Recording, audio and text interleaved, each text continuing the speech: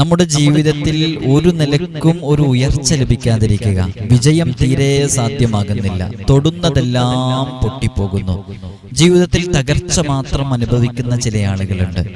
അവരെന്ത് വിഷയങ്ങൾ തുടങ്ങിയാലും അത് പരാജയപ്പെടുക തന്നെയാണ്.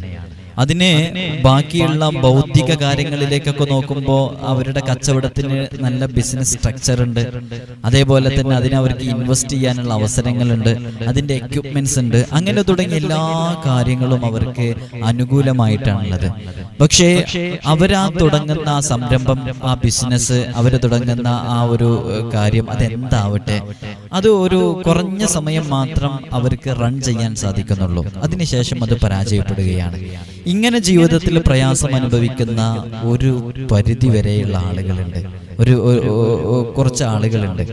അവരെ കുറിച്ചാണ് ഞാൻ ഇന്നത്തെ ഈ വീഡിയോ പറയുന്നത്. അവരാ പരാജയം നമ്മുടെ അടുക്കൽ വന്ന കുറേ കേസുകൾ അങ്ങനെയാണ്.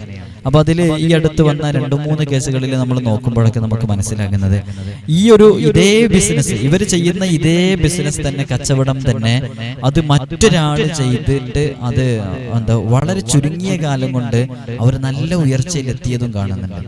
അപ്പോൾ ഇവർ തുടങ്ങിയതിന് ശേഷമാണ്, ഇവര് എത്രയോ വർഷം എക്സ്പീരിയൻസ്ഡ് ആയിട്ടുള്ള ആളാണ്. ഇവരത് കൃത്യമായി അതിൽ വളരെ ആത്മാർത്ഥമായി അതിന് സമയം ചെലവഴിക്കുന്നു, അതൊരു പാഷനായി കൊണ്ടു നടക്കുന്നു. അങ്ങനെ അതിലേക്ക് ഇറങ്ങിയിട്ടും അതിൽ ഒരു നിലക്കും ഒരു പുരോഗതി അവർക്ക് ലഭിക്കുന്നില്ല. എന്നാൽ അതിനുശേഷം പുതിയതായിട്ടൊരു ഫ്രഷ് ആയിട്ട് ഒരാൾ വന്നിട്ട് തുടങ്ങി സ്റ്റാർട്ട് ചെയ്ത ആ സംഭവം വലിയ വിജയത്തിലെത്തുകയും ചെയ്യുന്നു. അപ്പൊ അത്തരം കേസുകളിലൊക്കെ നമ്മൾ നോക്കുമ്പോൾ ഇവരുടെ ജീവിതത്തിൽ എവിടെയൊക്കെയോ അവർക്കൊരു പാകപ്പിഴവ് സംഭവിച്ചതായിട്ട് കാണുന്നുണ്ട്. ചില വിഷയങ്ങൾ നമ്മൾ വിമർശിച്ച് തള്ളിക്കളയുന്നതിനേക്കാളും അപ്പുറം അതിൽ കാര്യമുണ്ടോ എന്ന് ആലോചിക്കുന്നത് ഇത്തരം വിഷയങ്ങളിൽ നമുക്ക് വിജയം ലഭിക്കാൻ കാരണമാകും. കാര്യമുണ്ടോ എന്ന് ആലോചിക്കുന്ന പറഞ്ഞാൽ ഞാൻ പറഞ്ഞു വരുന്നത്, ഇതിന് പിന്നിൽ ചില കാരണങ്ങൾ ഉണ്ടാകും. ആ കാരണങ്ങൾ കൊണ്ടാണ് അവർക്ക് ആ വിജയത്തിലേക്ക് എത്താൻ സാധിക്കാത്തത് എന്നുള്ളതാണ്. അപ്പൊ ആ കാരണങ്ങൾ, ആ തടസ്സങ്ങൾ, അത് നീക്കം ചെയ്ത് നമ്മുടെ കാര്യങ്ങളിലേക്ക് പ്രവേശിക്കുക എന്നുള്ളത് മാത്രമാണ് അതിന് പോകാൻ വഴി. ഇപ്പൊ ഒരു ഉദാഹരണം പറഞ്ഞാല്, ഞാനൊരു ചെറിയൊരു ഉദാഹരണം പറയാം. ഒരാള് ഒരു സംഗതി ആരംഭിക്കാൻ വേണ്ടിയിട്ട്, ഞാനൊരൊറ്റ ഉദാഹരണമാണ് പറയുന്നത്. നമ്മുടെ അടുക്കൽ വന്ന ഒരു കേസുമായി ബന്ധപ്പെട്ട ഒരു വിഷയം തന്നെയാണ്. അപ്പൊ ഈ അടുത്ത് വന്ന കേസില് അവര് സാമ്പത്തികമായിട്ട് അവര് ഫിനാൻഷ്യലി അവര് ഹൈ ആണ്, അവർക്കൊരു കുഴപ്പമില്ല, അവർ സാമ്പത്തിക ശേഷി അവർക്കുണ്ട്. അവരുടെ ജീവിതം കാണുമ്പോൾ, അവരുടെ ആ കപ്പിൾ ലൈഫ് കാണുമ്പോൾ, അവരുടെ കുടുംബജീവിതം കാണുമ്പോൾ അവർക്കിടയിലും ഒരു തകർച്ച കാണുന്നില്ല. പക്ഷേ അവരുടെ തകർച്ച കിടക്കുന്നത് അവര് ജീവിതകാലത്ത് അവരുടെ മാതാപിതാക്കളുമായി ബന്ധപ്പെട്ടൊരു വിഷയത്തിൽ അവർക്ക് ഒരു പ്രയാസം അവർക്ക് വന്നിട്ടുണ്ട്. മാതാപിതാക്കളുമായി ബന്ധപ്പെട്ട വിഷയം എന്ന് പറഞ്ഞിട്ടുണ്ടെന്നുണ്ടെങ്കിൽ അവരുടെ, ഞാൻ എല്ലാ വിഷയങ്ങളും നമ്മളിങ്ങനെ ഫുൾ ക്ലാരിറ്റിയോടുകൂടെ അത് ക്ലിയറായി വ്യക്തമായി പേരുകൾ പറയുക, ആ വിഷയം എന്താണെന്ന് പറയുക, അതൊന്നും നമുക്ക് ഈ കാര്യം മനസ്സിലാക്കാൻ ആവശ്യമില്ലല്ലോ എന്നുള്ള രൂപത്തിലാണ് അത് പറയാതിരിക്കുന്നത്. അപ്പൊ ആ മാതാപിതാക്കളുമായി ബന്ധപ്പെട്ട ആ വിഷയത്തില് അവർക്ക്, ആ മാതാപിതാക്കൾക്ക് സംഭവിച്ച ആ ഒരു വേദനയിൽ നിന്നും അവർക്ക് ഉണ്ടായ ഒരു പ്രയാസമാണ് ഇതിന്റെ കാരണം. അപ്പൊ അത് ഒഴിവാക്കാൻ, അതിലൊരു ജീവിച്ചിരിക്കുന്നവരാണെങ്കിൽ അവരുമായി ബന്ധപ്പെട്ട ആ ഒരു സംഭവം ശരിയാക്കാൻ വേണ്ടിയിട്ടുള്ള സംഗതികളിലേക്ക് പ്രവേശിക്കണം.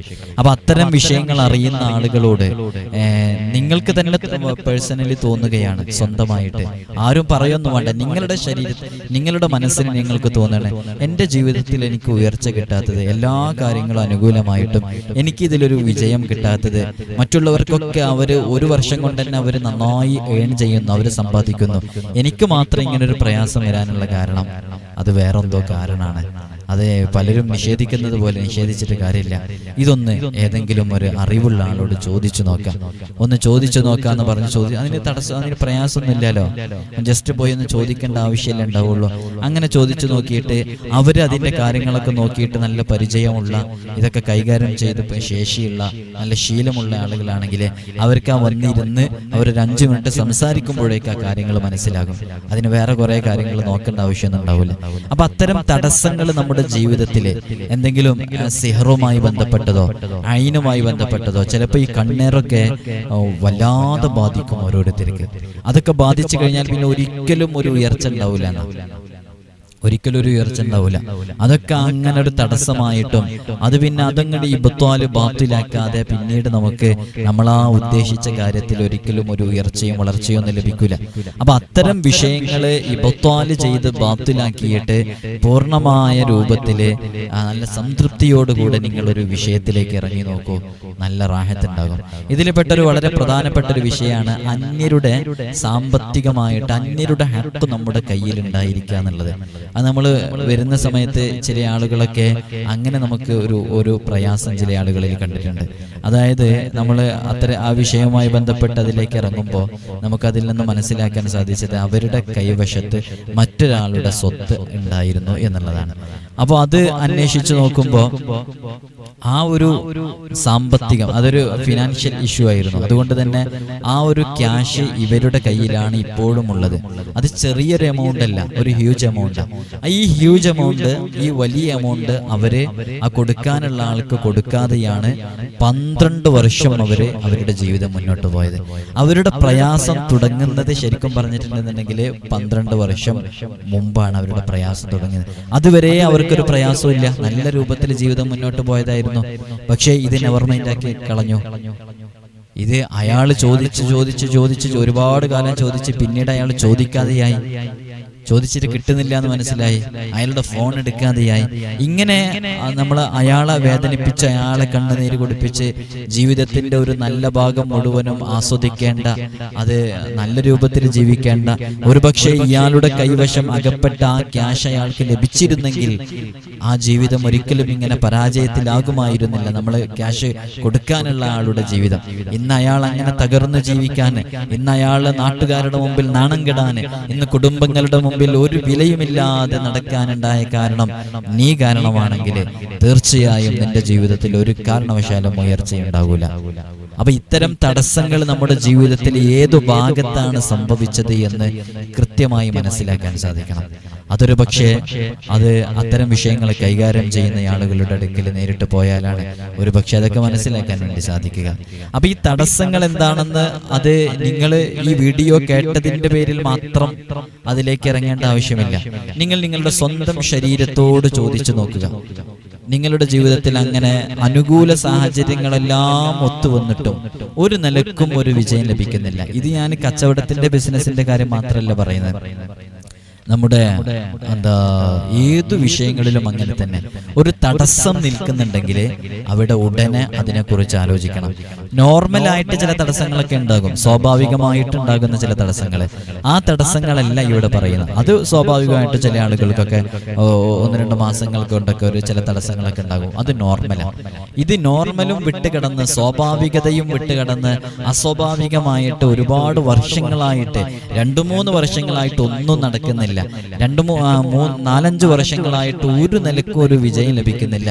ഭാര്യയുമായി ബന്ധപ്പെട്ട ജീവിതമാണെങ്കിലോ, ഭർത്താവുമായി ബന്ധപ്പെട്ട ജീവിതമാണെങ്കിലോ, മക്കളുമായി ബന്ധപ്പെട്ട ജീവിതമാണെങ്കിലോ, കുടുംബങ്ങളുമായി ബന്ധപ്പെട്ടിട്ടാണെങ്കിലോ ഒരു നിലക്കും ഒരു റാഹത്തും സന്തോഷം, ഒരു മനസ്സംതൃപ്തിയൊന്നും കിട്ടുന്നില്ല. എന്നാൽ കൃത്യമായി അതിനെക്കുറിച്ച് ആലോചിച്ച് നോക്കണമെന്ന് ഓർമ്മപ്പെടുത്തുകയാണ്. ഇങ്ങനെയുള്ള പ്രയാസങ്ങളൊന്നും നീക്കം ചെയ്യാതെ അതിൽ നിന്നൊന്നും ഒരിക്കലും നമുക്ക് രക്ഷ നേടാൻ സാധിക്കുകയില്ല. ഇതൊക്കെ ഇത്തരം തടസ്സങ്ങള് ഓരോ വിഷയങ്ങൾക്ക് പിന്നിലും ഉണ്ടാകുമെന്നുള്ളത് ഞാനിത് വെറുതെ പറയുന്നതല്ല.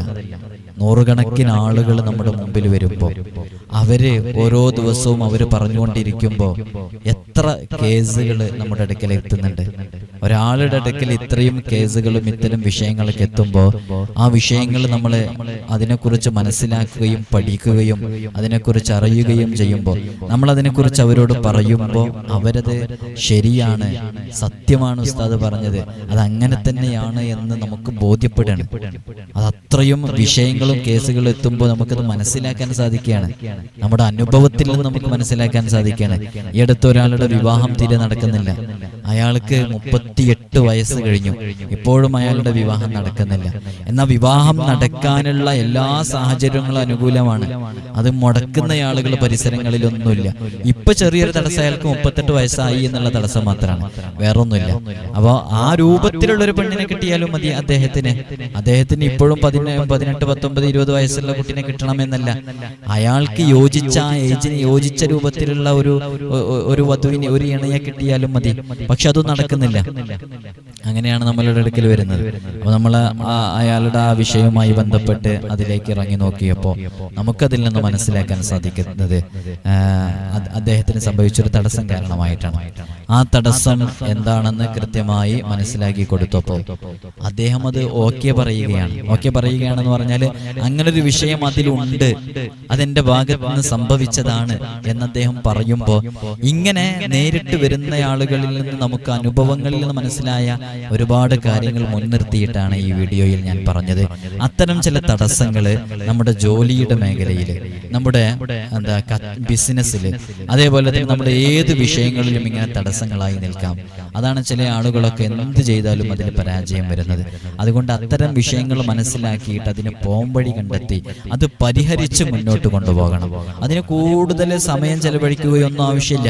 നിങ്ങൾക്ക് തന്നെ സ്വയം ചെയ്യാൻ പറ്റുന്ന വിശുദ്ധ ഖുർആൻ കൊണ്ട്, ഹദീസുകളെ കൊണ്ട്, ഹബീബായ സല്ലല്ലാഹു അലൈഹി വസല്ലം തങ്ങൾ പറഞ്ഞ ചില അദ്കാറുകളെ കൊണ്ടൊക്കെ മാറ്റാവുന്ന വിഷയങ്ങളെ ഈ ദുനിയാവിലുള്ളൂ, അതിനപ്പുറത്തേക്കൊന്നുമില്ല. അതുകൊണ്ട് അത്തരം വിഷയങ്ങൾ കൃത്യമായി മനസ്സിലാക്കിയിട്ട് നാം നമ്മുടെ വിഷയങ്ങളിലേക്ക് ഇറങ്ങിയാൽ നല്ല വിജയം ലഭിക്കാൻ കാരണമാകും. അല്ലാഹു സുബ്ഹാനഹു വ തആല നമുക്ക് ധാരാളം ഖൈറാത്തുകൾ നൽകാനും ചെയ്യാനുമുള്ള തൗഫീഖ് അല്ലാഹു നമുക്ക് നൽകി അനുഗ്രഹിക്കുമാറാകട്ടെ.